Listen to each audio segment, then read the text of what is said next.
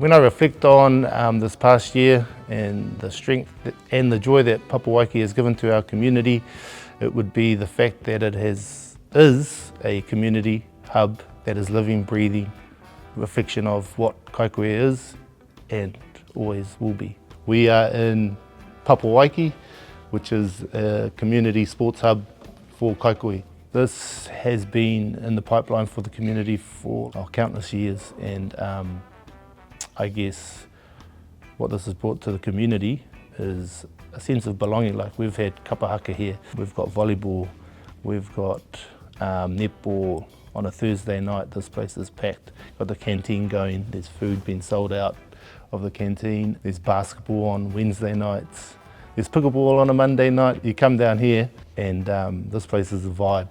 Sports is a catalyst, and especially in a community like ours here in Kaikohe, sport is the number one avenue out for a lot of our tamariki.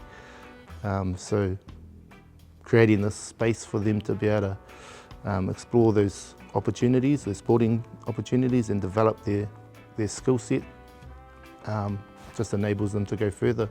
Yeah, so when we look at Cheryl Waka, who's an ex-black fern, who's still currently in our community, plus you look at Portia Woodman, who is a current black fern.